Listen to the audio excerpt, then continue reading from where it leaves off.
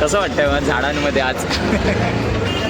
काका टेन्शनमध्ये आलेले, काय घेऊन चाललंय काका? बोलतात अरे संपतायत की नाही तुमचे? पालघर जिल्ह्यामध्ये एक संस्था कार्यरत करते, मायेची सावली या नावाने. ॲक्च्युअलमध्ये ही संस्था खूप अनेक इव्हेंट करत असते. त्यातील एक इव्हेंट त्याने आयोजित केले होते वृक्षारोपणाचे. या वृक्षारोपणाच्या इव्हेंटसाठी काही झाडे लागणार होती. आता सिलेक्टेड झाडे घेण्यासाठी आमच्याच ग्रुपमधील एक मित्र पियुष यांच्या ओळखीतून आम्ही निघालो होतो मालाड येथे झाडे घेण्यासाठी. आता आम्ही काही सिलेक्टेड झाडे याच्यातून सॉर्टिंग केली होती.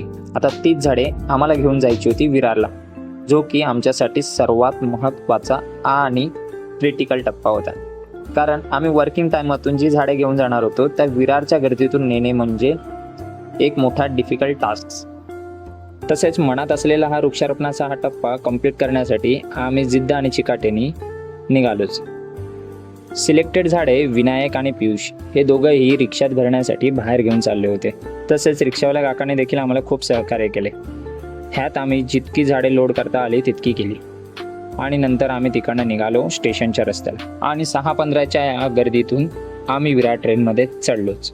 आजूबाजूची लोक आमच्याकडे बघतच होते. ते खूप मस्त देखील वाटत होतं की लोक आपल्याला नोटीस करतात. फायनली ही झाडे आम्ही एका ठिकाणी ठेवून वृक्षारोपणाची तारीख डिसाईड केली आणि आपण भेटू आता वृक्षारोपणाच्या दिवशी.